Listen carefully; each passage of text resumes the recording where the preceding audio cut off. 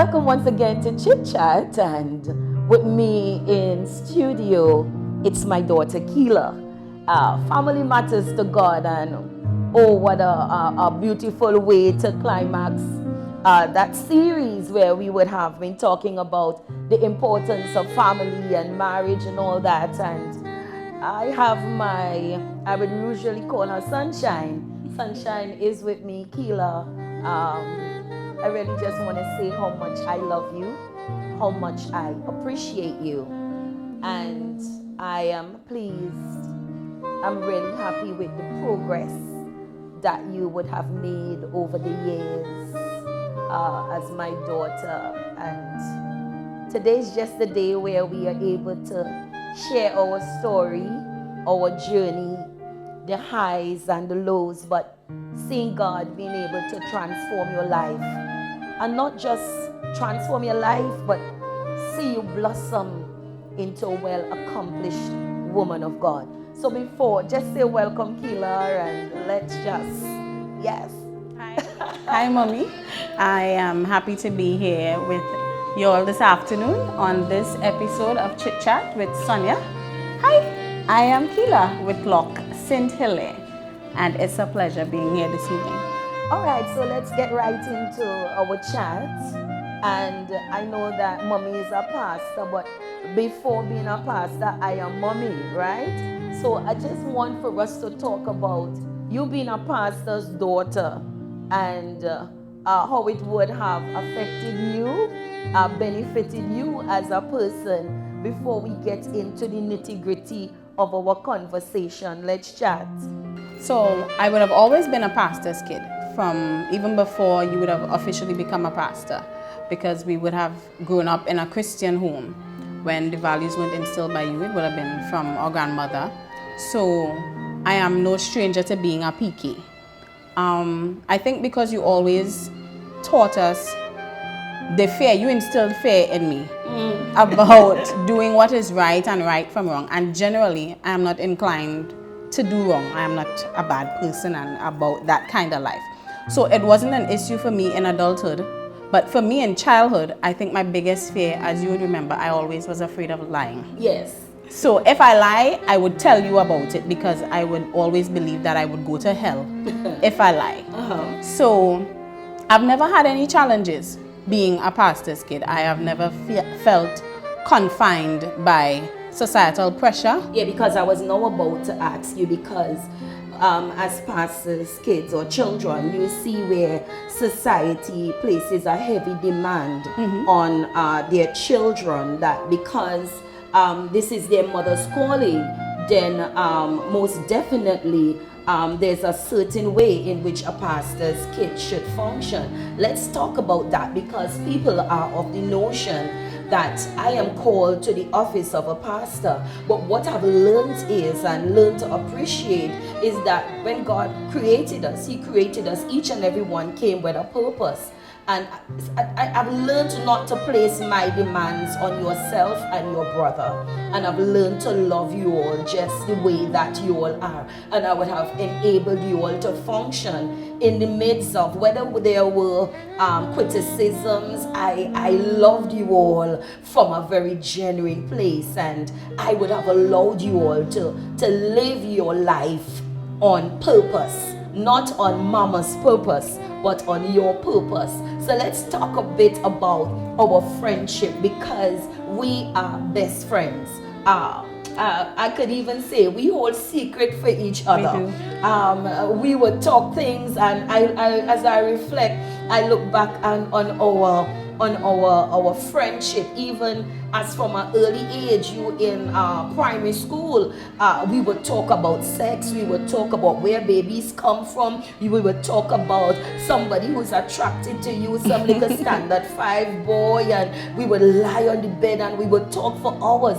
These are the things that I cherish in upbringing you. Keelan, let's talk about our friendship, being a friend, a confidant. Come on, let's talk about this. So let me touch on the first thing that you said. Yes. With regards to the societal pressure. persons would normally ask me how I feel about being a pastor's kid. And I would normally say, my mom is a pastor, not me. Yes. And what she would have given me, she would have done the best that she could have done, which is you gave us the most important thing. You gave us Jesus.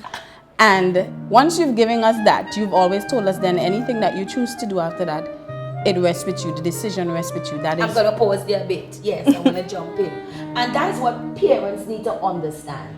As much as you are called to something, called to pastoring, called to be a doctor, called to be a lawyer, it doesn't mean that because you are called to the office of a pastor, that it means that your children would follow suit. And what I like is that your father and I would have ensured that we would have nurtured both yourself and Keelan in such a way. We went to church, we read the Bible, we get up for devotion. But when you all would have reached the age of accountability, where you all would have to make your own decisions, we were able to know at the end of the day, we would have given you all Jesus. But the last decision was left on the choice that you all make.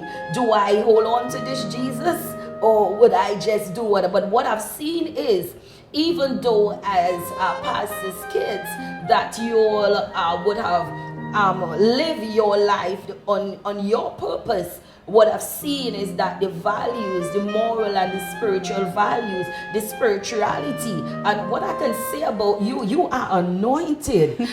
You are the intercessor at home. There are times I would just come down here down at your home, and I would see you all cry. I would see you all eye puffed, and I say, what you crying about? What your husband do you? And you say, Mommy, no, I just was in my prayer room. I was praying, and oh my God, you have been a praying wife, you have been a praying mother, and I am proud of you. So we need to let society know, at the end of the day, even though we are pastors and our kids are just children, that we learn to love them. I love my children even down to their faults, because I am the one that God would have placed them here. And in light of that, if nobody else don't love my kids, I'm the one that's supposed to love them. And so I have loved you all, and I would have nurtured and encouraged you all, but you and your son, but my son, but more so you, because Keelan would have his time. But today is your day. Let's talk about our friendship. Great. I think the basis of our friendship would have been planted on openness. Yes. From a very young age, you would have allowed me to be open with you.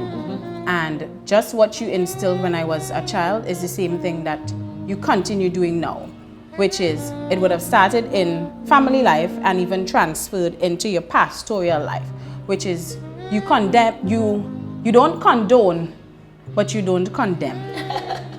So what I was able to do is, I was able to come to you with anything that is bothering me, with anything that I felt ashamed about, whether it be good, bad, ugly, or indifferent, and you allowed me to say my piece without judging me, despite how I would have felt. And because of that openness and being able to come to you with anything, that's the reason why you're my best friend today. I could still tell you anything today, anything that's going on with me, and you're really my only true friend, even in my adult life. From my childhood life to my adult life, I have my girlfriends that I would hang with, but you have all my secrets. So hey, I like that. I have all your secrets. And what I admire about us, you were so mature for your age, and I think it's based on our upbringing.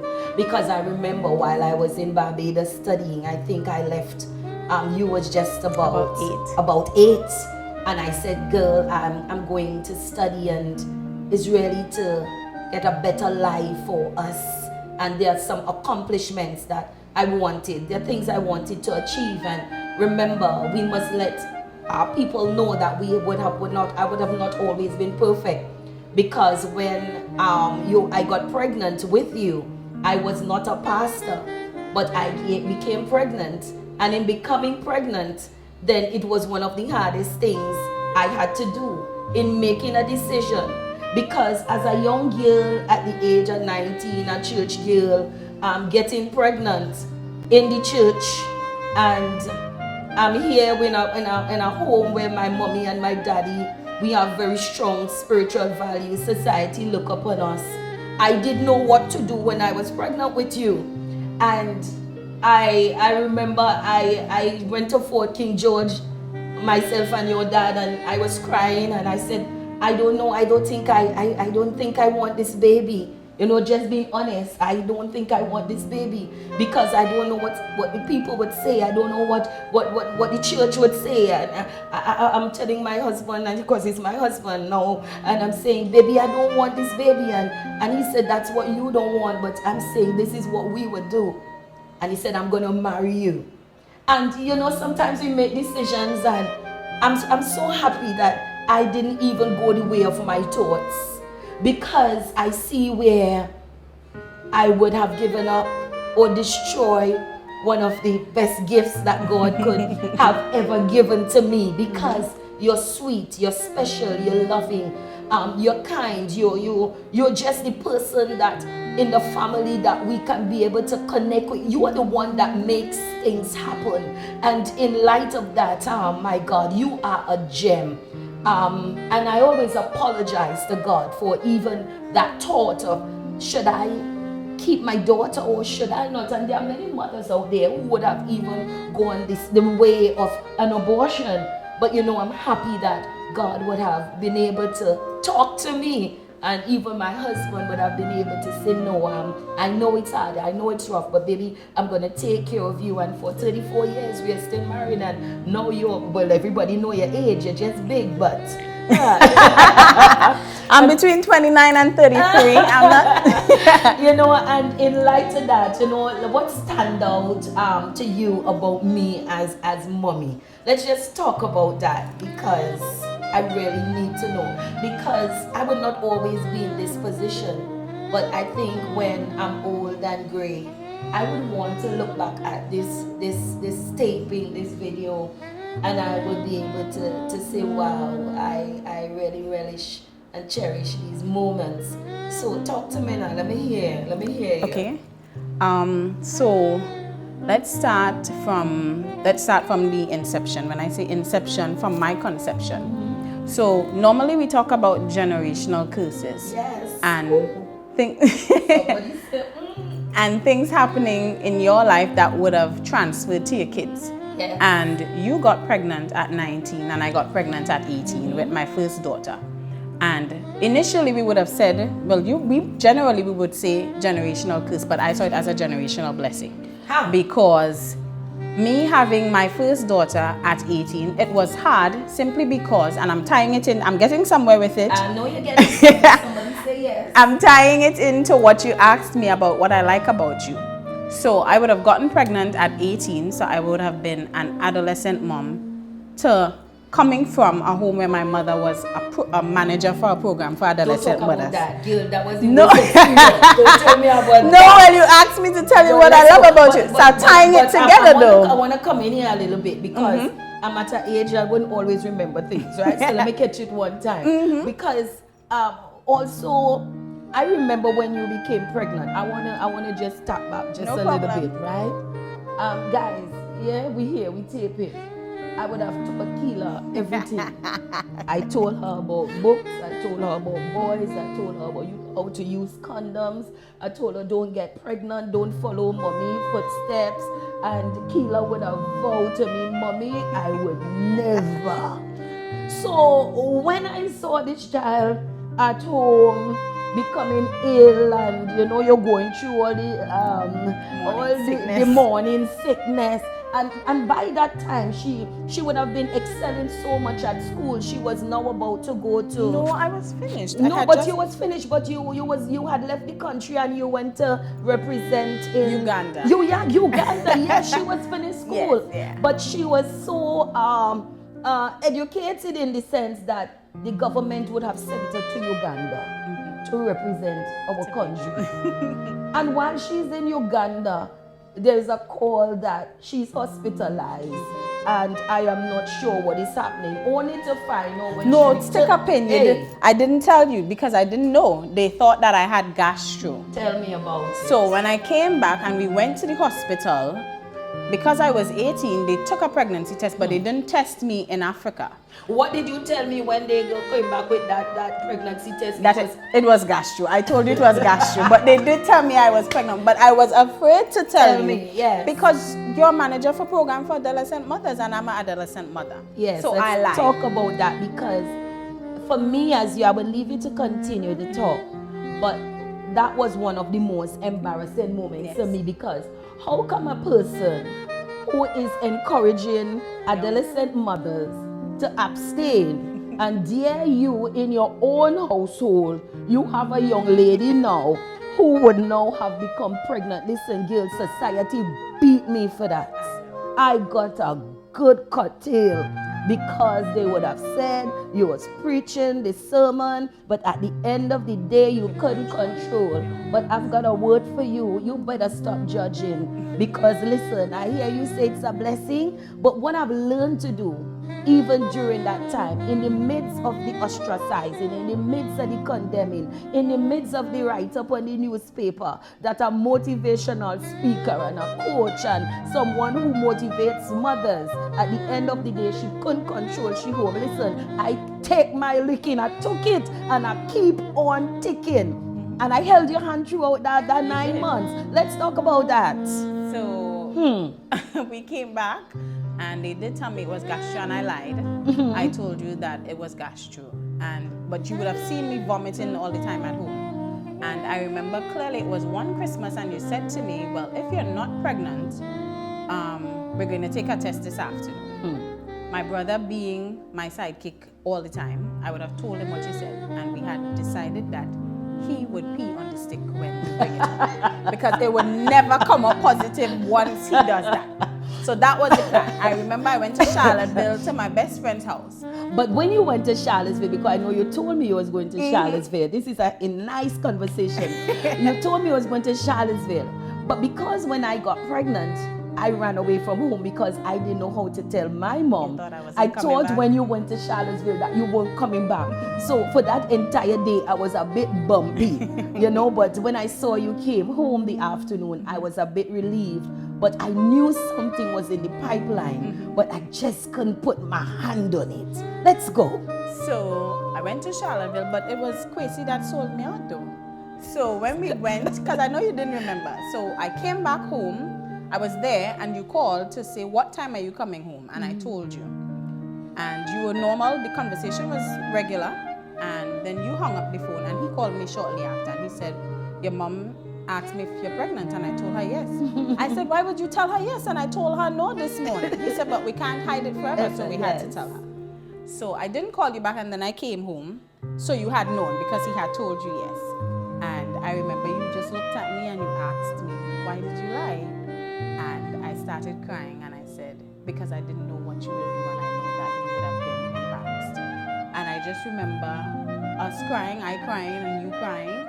And I remember clearly you did not talk to me in that house for 2 weeks. And after that we were at Morset shopping for baby clothes. So I want to tie that into what I admire most about you, is that despite my flaws and what would have happened, you would have never left me. And that goes back to you not condemning me. I admire most your drive, because they would have said all sorts of things during that period, but you never once wavered. You had that march. I remember there was one time there was an adolescent march with those teenage mothers for your program, and I was about 3 or 4 months pregnant, and I was in that march with you, sitting down on the truck. You don't remember, but I was there. And you've never wavered. No matter what people would have said, the darts that they would have thrown, your head would have always remained high. And that is one of the things that I love most about you, that I take with me daily, because I say, well, if they could say all these things, and not that only, all the other things that they would have said over the years, for smaller things to larger things, and you've never once wavered, you've never allowed it to stop you from pursuing to do something new. You don't care who else is doing it, who is not doing it. You want to, Keila, I want to start a program. And it's the way that you do things. You just have a thought, Keila, I want to start a program. I want to start talking to people. And I'm like, but you just do something in church. And then you jump on it, and then we're here. And this has been going on for the past couple months. So over the years, that has been one of my greatest things that I admire about you is your drive, is your personality, it's your warmth. I could never understand, and if anybody knows you, your signature is you tell everybody I love you. But wait, and your daddy could not understand that. Neither can I though. But he have learned to accept it now, because I think after I've been through so much and I've taken a lot of criticisms, and I think God really restored me, and I understand and understood that when people really don't understand the value of an individual, they degrade them. And I started to just ask God to show me love. Fill you with love. Hey, he showed me what it was to love, and then he filled me with love. And to everybody I talk with, when I hang up the phone, I would always say, I love you. And my husband, at some point in time, it could be a man or woman, he would say, so and so all the time, you saying, I love you, I love you, I love you so. You know, but I think it really would have helped a lot of persons. But it's just part of me. And I really want to thank God for the work that he would have done in my life. But also as we go, we want to talk, because this is something I want to remember for a lifetime. And I think this is the time for us to share our story. I remember even while you got pregnant and you got the baby and all that, and now you're home. You're now in the process of planning to get married, because it was done in reverse.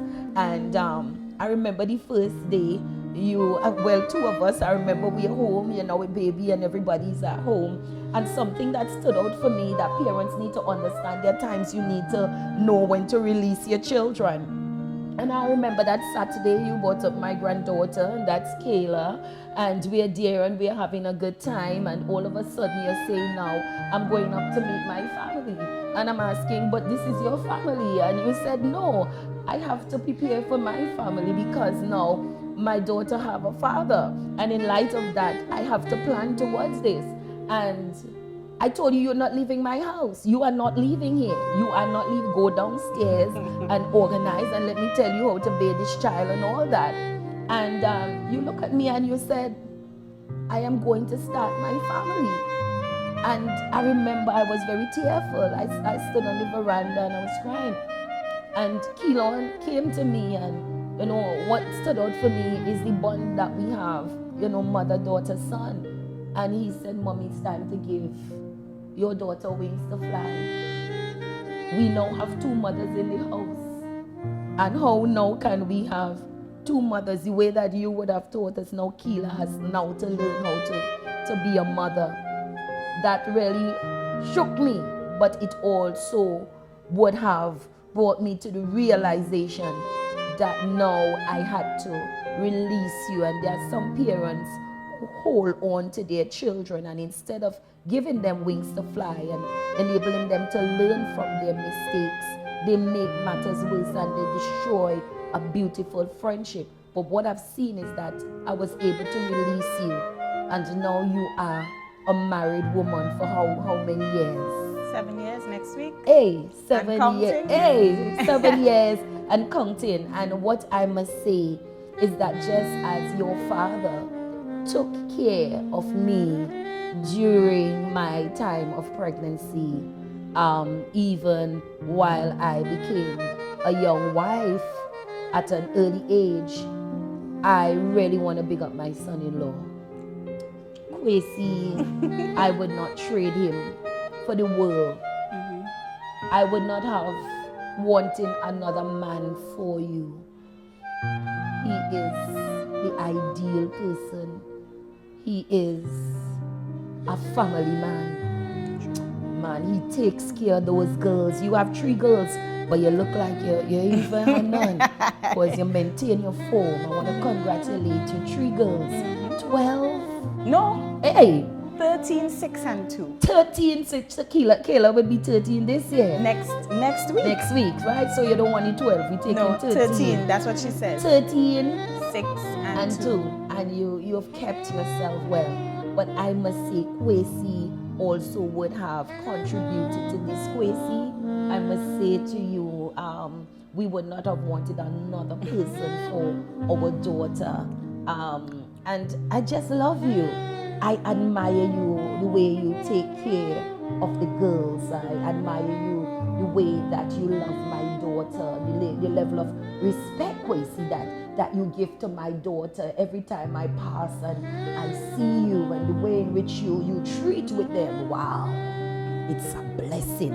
Let's talk about your marriage, and because I know I would have always been mediator, counselor. Let's talk about your marriage now, because we're talking about family matters and all that.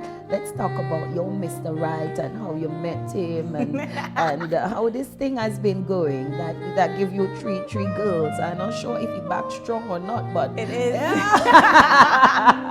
Well, you got 3 girls. Let's talk about that.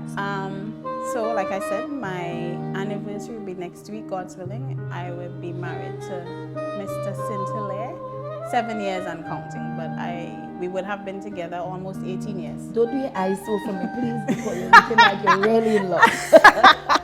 Go ahead. I would have, to make a long story short, I would have loved him since I was 15. While he was in school? I would have loved him since I was 15 though.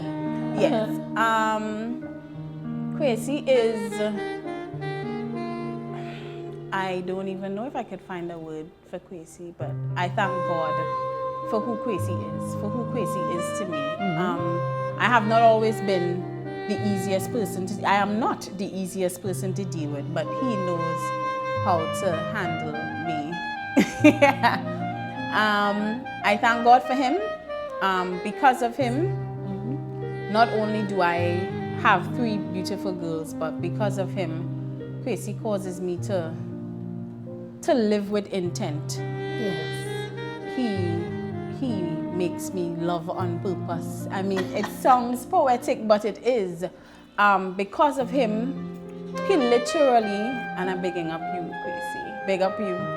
He literally makes my dreams come true. There's nothing that I could think about or say, and it would seem impossible that he wouldn't somehow make happen to ensure that both me and the girls, that we're happy. So because of that, I live every day of my life with intent for girls, because I know that they have something to look forward to. I have something to live for, and because of the way he loves me, Yes. I love him on purpose. Like you could say, I love him for spite. And I thank God for the person who he is. He's the opposite to me. I am the talky smurf, and he is the quiet one. And for a long time in the earliest part of our marriage, I could not have understood. I would say a million words, and then he would say, okay, no problem. I would say, babe, I want to buy this dress. It has polka dots, it has stripes, it has flowers. It's $5.95, but on sale for 10% off.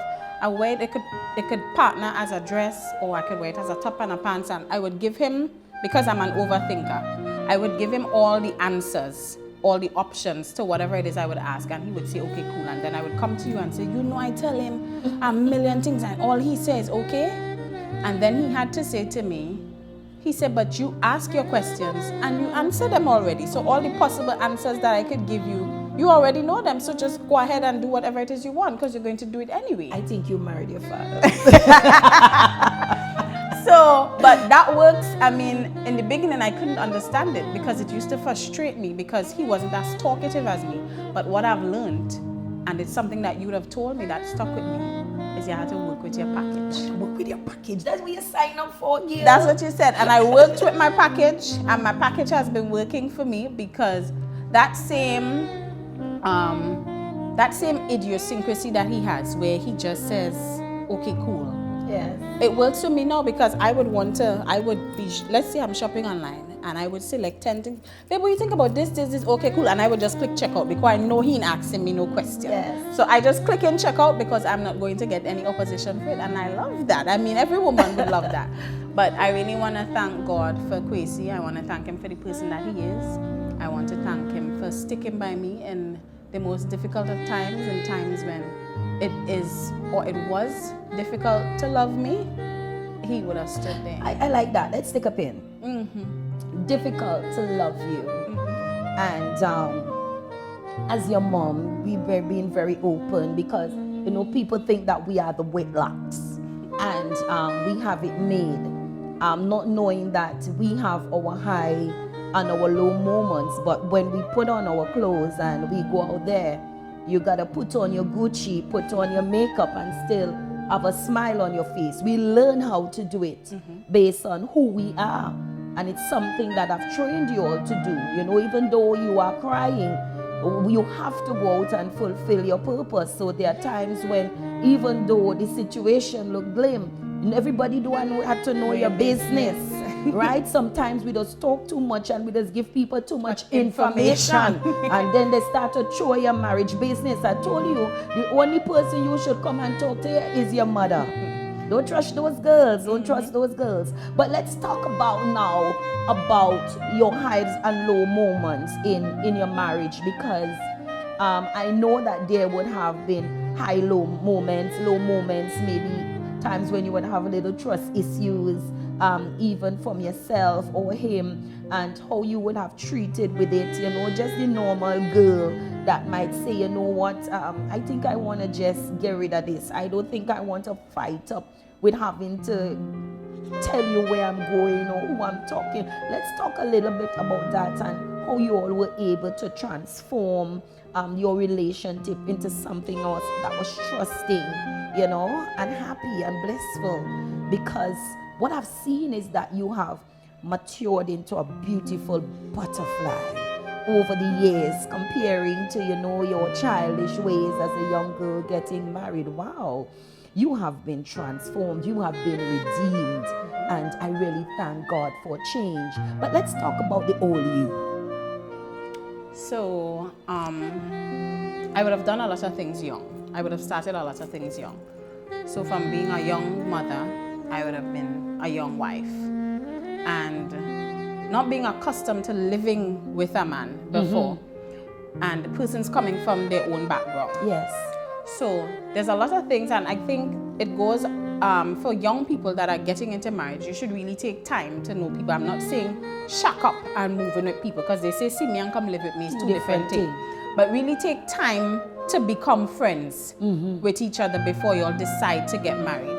And me not understanding, okay, this is how I live or how I would have lived, and this is how he would have lived, and now us coming together to try to make those two personalities or habits mesh, sometimes it would have created a friction. Yes.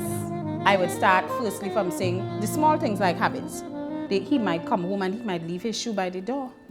And I was a firecracker. So you might, I don't like this shoe and until you realize that that would get you no response. And what about when you pee, if you sprinkle, do be neat and wipe the seat? Well, I didn't have that issue. I remember there was one time, because remember, because you know people have that yes. I didn't have that issue. I remember one time, if I could be very candid. Yes.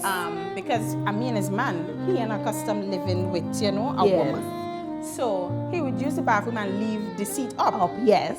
I remember one night I got up to use the bathroom and I fell in because I didn't even believe that that was possible.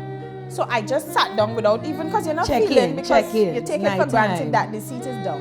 And I fell in and I let out such a holler that he jumped out of his sleep and said, what happened? And I was like, this thing happened, and then water all over me and all this. Start to fret. But that wasn't hard to break though, because I guess because of my outburst, he was able to just rectify. So we don't have that issue now with closing the seat. But what I was saying it all depends on not what you say, but how you say it. Yes. And it went from me being a firecracker 1-2 times with the shoes in front of the door to I would come home and I say, babe, you know I don't like the shoes in front here. Yeah, you use a different method of approach. Next time I say, babe, you forget the shoes in front here, and I would move it. And then the third time I would come home, I would see that shoes, and I would just look at that shoes, and I would not see anything. And when I passed back, I would see the shoes go. So some things take time, and that was the smaller things.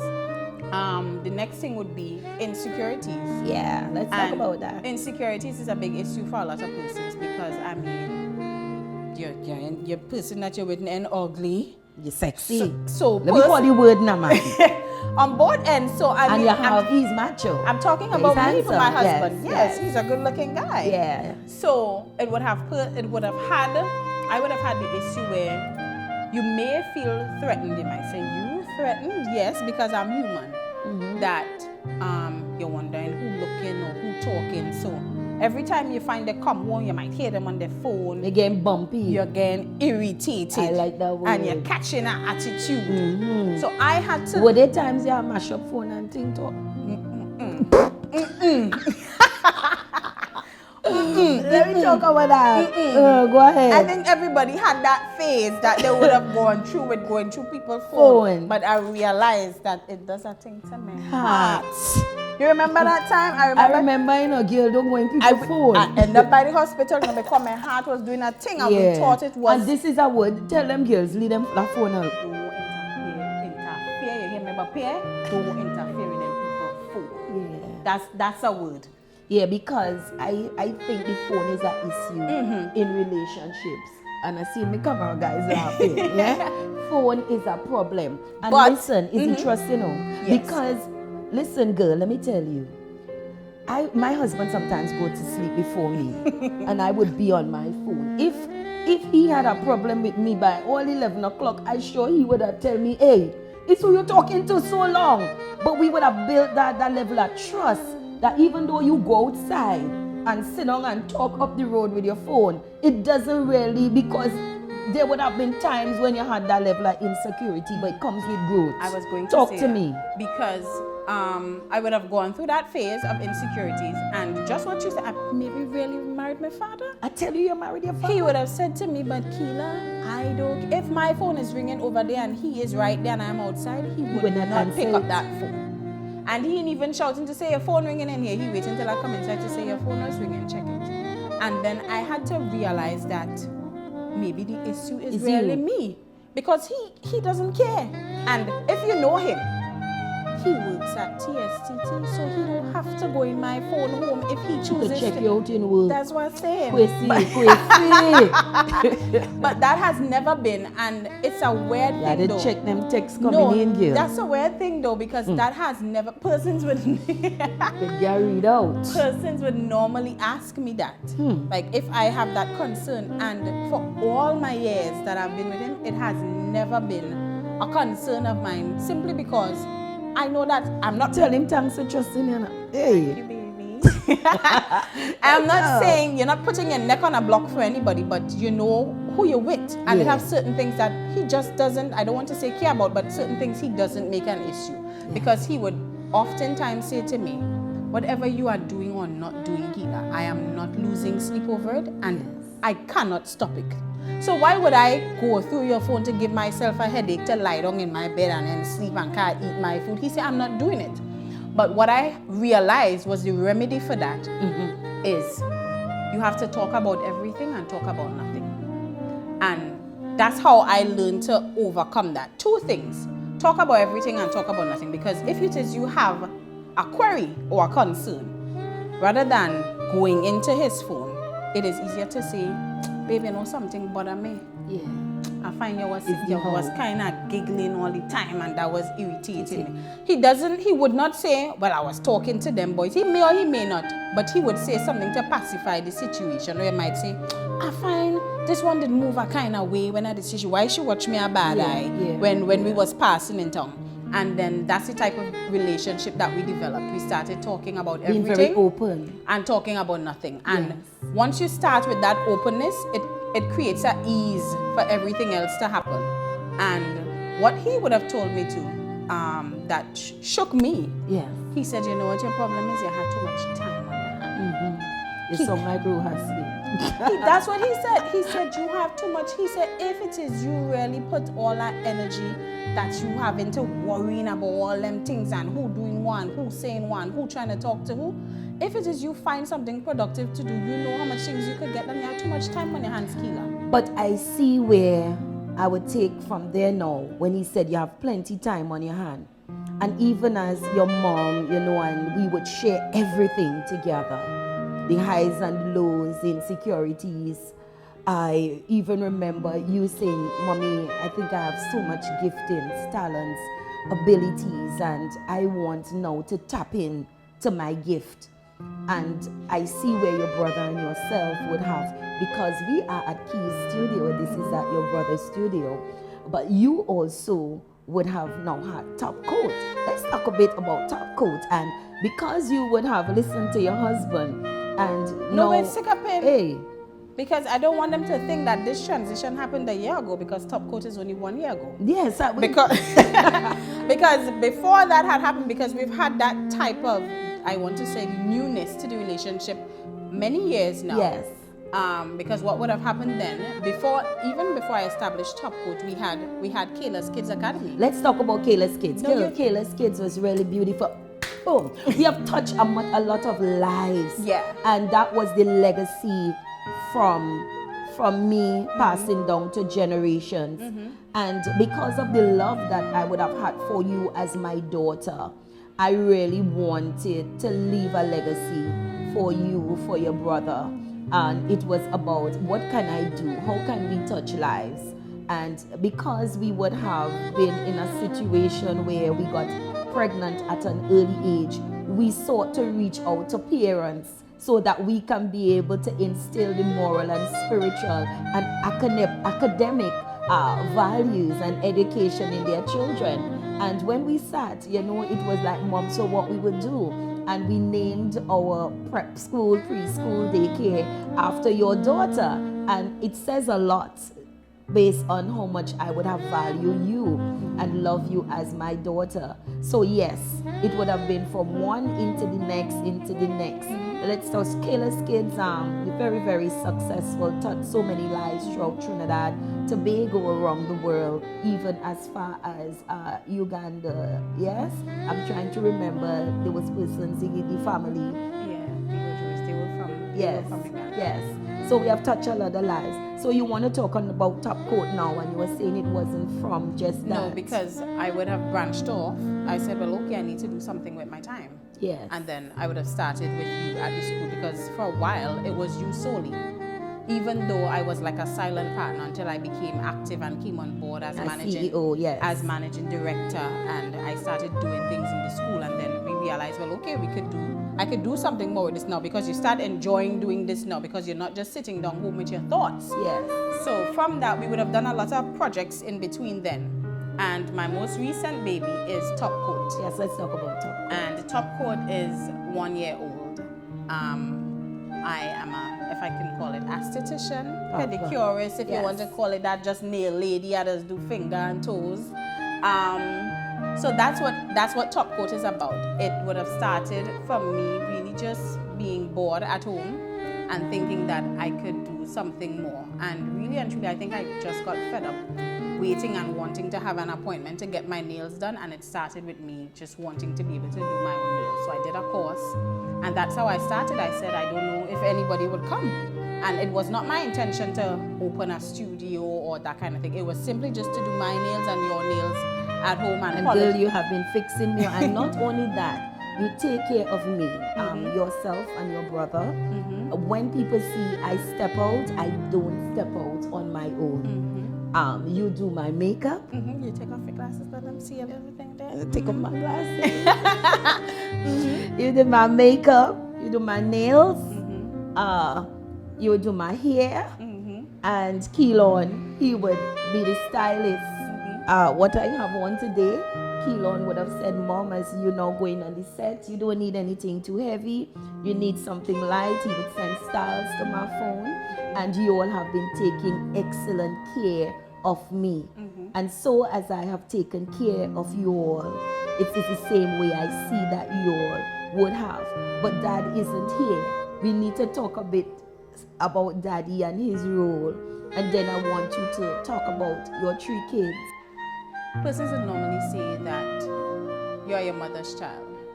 I would say, I look like you, and I dress like you, and I talk like you, but my spirit is my father. Yes. He is somewhat of an introvert, and I think that I am similar to him. Persons would think differently, but I am. I generally really just enjoy my own company. I am not the friendly girl or the large crowd girl. I just, if you don't see me with you, and you don't see me with Keelan, I am with my husband. If I'm not with my husband, I'm with my children. If I'm not there in work, or I'm by the studio. And that is basically my life. I'm glad for the balance that my dad brings to us, because I have you on one side that gives me that flair, and I have him on the other side. Not saying that you're not humble, but he gives me a different sense of humility. Yes. And I am grateful for that balance. My 3 kids, that's Kayla, Kylie, and Kes. I'm grateful for them. What my kids have taught me is, still teaching. I'm glad that I have 3 of them and at the stages that I do, because the mistakes that I make with Kayla along the way, I'm able to rectify it in Kylie and in Kes. Kayla keeps me young. I'm still young, but Kayla keeps me younger, because I feel like Kayla tries me. She's at that age where she's now a teenager, so she does things that would test me to see what I would do, what I would react to.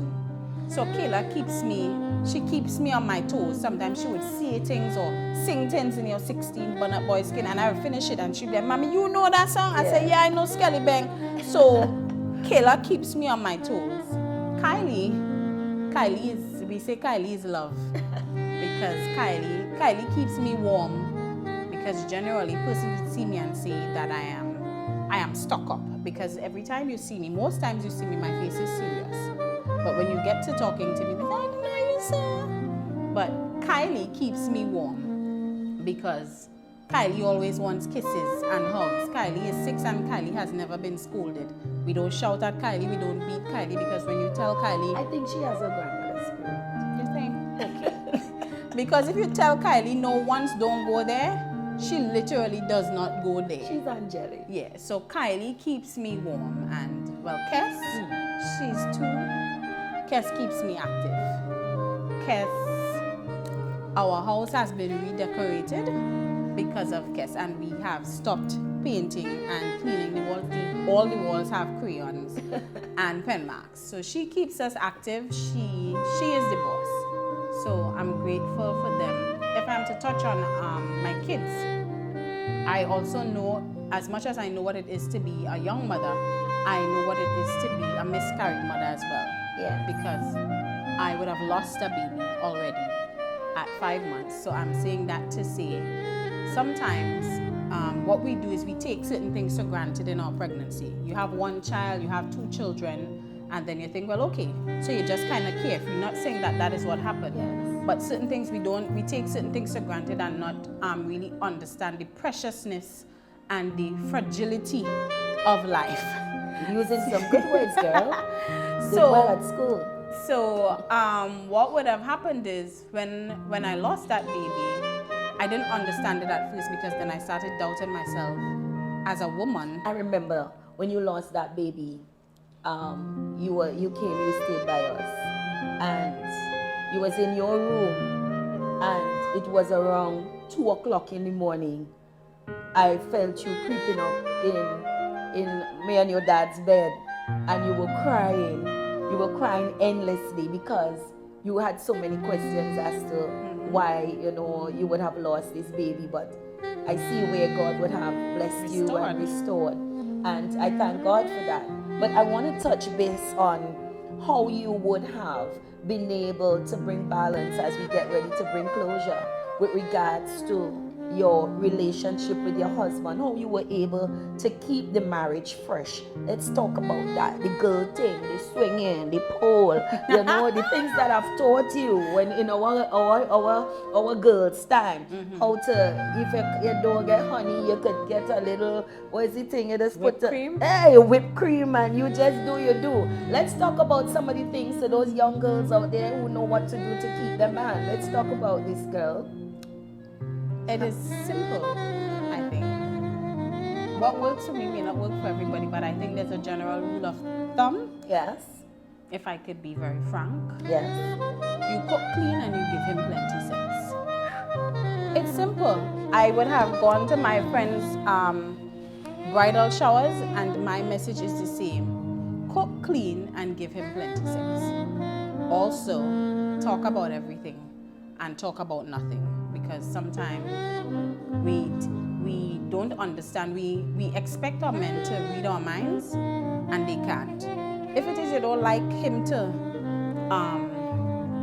If you don't like it when he lick your ears, tell him, babe, that does irritate me.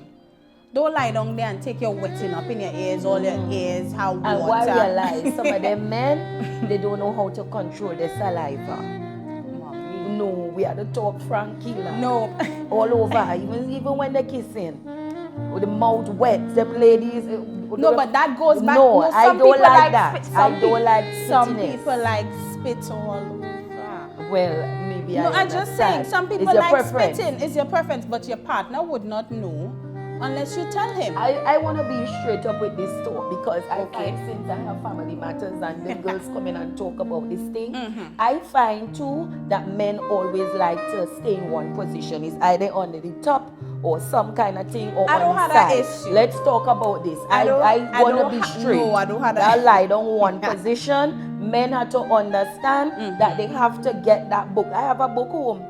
365 positions. I say, Kima, one a night. Come the man killer, talk to me. Men need to know how to keep this thing fresh. So let's talk about this because there are times I would hear you. I would hear you from where I'm at. That's maybe when we're doing that. Oh, no, I don't think. No, you're not telling. It's not me. That is not me. That must be the dog. That's not me. No, for me, I don't believe that the bedroom should have limits. Don't give me no limits in the bedroom. I think one as Christian people, maybe as young people or maybe as old people, that we place a lot of limits on certain things. I believe if it is your marital bed, not your boyfriend and girlfriend bed. No, and this is only for married people now. Correct. All right. Not your boyfriend and girlfriend bed.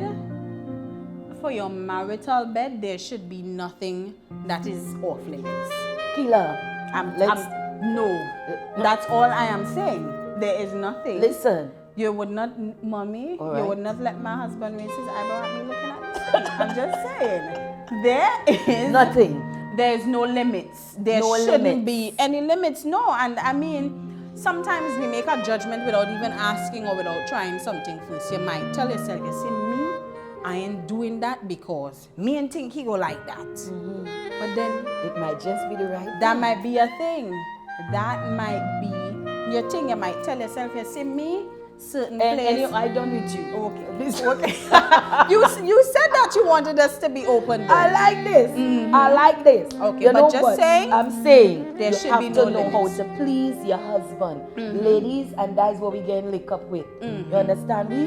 There's a time you need that's to what know them when young to girls. rest. Them young girls is because I mean I may not be as agile as I was before because I have some age. Yes. You know, but you have to do things to make up for that. If you don't have agility and flexibility, then you have to do some uncomely things sometimes. Yes. Kima can attest to that. Mommy, I don't want and to again, know. we are watching a chit chat, real talk. Yes?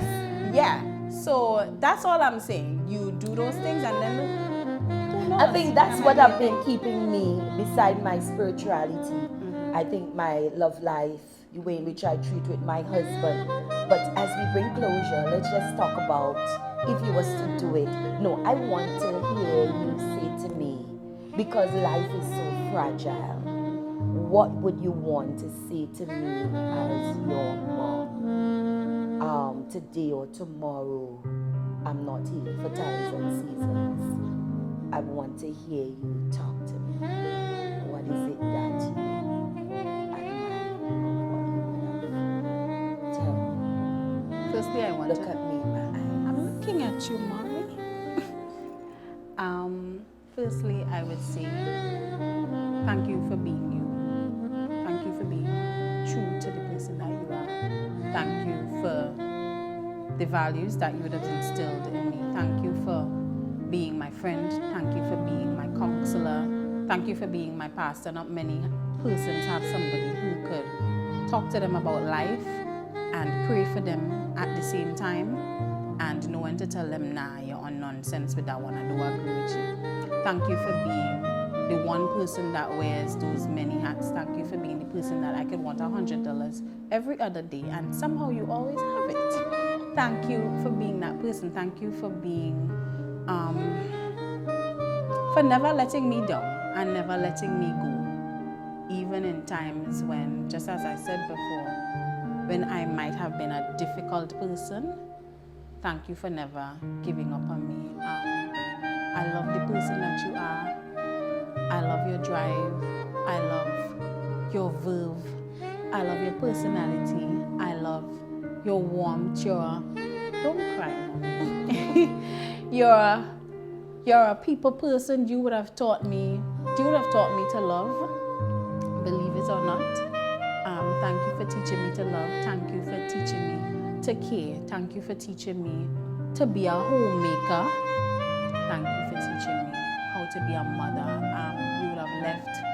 You would have left when I was 8 to go away to study, and I know it was for betterment for us, but it would have been one of the hardest times for me in my childhood life. And because of that absenteeism, it would have made me understand and value the presence of people, or being present in my child's or children's life rather. And I want to thank you for coming back. I want to thank you for being so self-sacrificial. I know there are times when it wasn't easy, but you somehow, both you and my dad, but today is about you. You would have been able to make ends meet.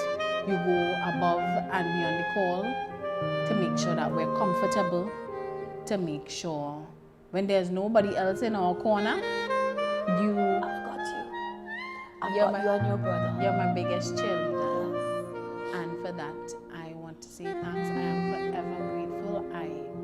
I pray that I grow to be half of the woman that you are. That is the truth. That is one of my biggest. You're not gonna make me But you crying. No, I'm not gonna mess up my mascara today. But I thank you. I love you. I love you. I want to say to you that I love the person that you have become. I bless the day that God would have blessed my womb with you. I look at your development, your growth, your accomplishments, seeing you develop, the way that you take care of your kids, the way that you look after us as parents, both your dad and I, always ensuring that you're the one that pays attention to detail, you're generous, you're giving, you're the one that celebrates, you're the one that would come upstairs and ensure that we are good, and I just want to say, Keela, that I cherish you, I love you, and I have really loved the person that you have become as a wife, as a mother, you being my best friend. I really, really honor and appreciate you, and that God would continue to bless us with long life, good health, strength, happy days. And I'm really proud that you are my daughter, and I'm pleased that God has blessed you, Buttercup, with me, and we have that thing, as your brother writes a song that says, you are a definition of a good thing. And indeed, you are a definition of a good thing. And I want to encourage mothers out there to love their children, even though you find that they might not really come up to your expectations or their standards, even though they might make mistakes along the way. We also need to look at our lives and see that we too would have made mistakes, and we are mirrors to our children. And so even though society would have hurled negative accusations, whether it's against me as a pastor or against my children, because we are in the fire line, what I've learned is to love you all for who you are and accept you with your faults, because I know it's part of the journey, and that we will change. And what I've seen is that both you and I say your brother, you all are evolving, you all are changing, changing into that which God has called you all to be. And that is what matters to me. As much as you all are accomplished, your salvation and your relationship with God is what matters. And I thank God for blessing you with me. So, do you want to say anything to those ladies out there as we get ready to go? What I would want to say to young persons is to believe in yourself when no one else is believing in you. Sometimes it might seem hard, sometimes your spirit may be daunted because persons may believe that you shouldn't or even that you couldn't. At the end of the day, everything rests with you. The choice is yours, it's your life. So live it the way that you choose and live it to the best of your ability, because life is fragile and it's unpredictable. So enjoy it.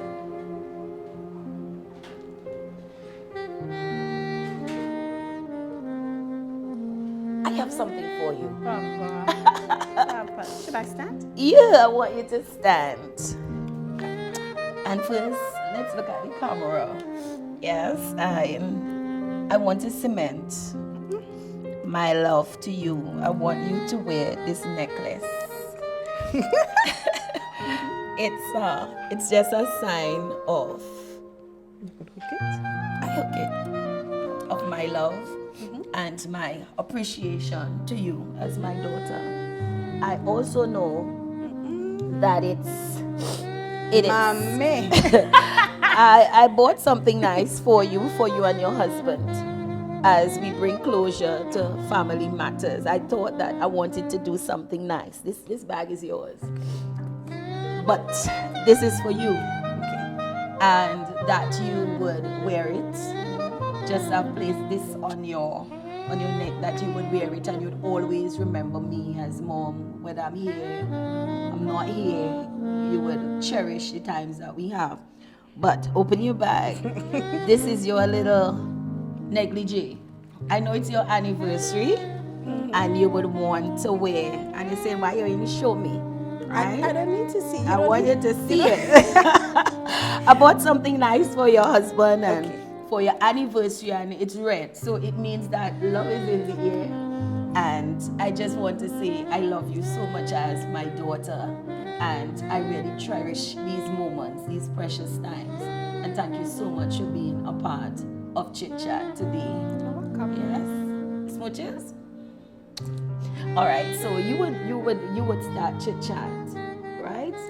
Love you.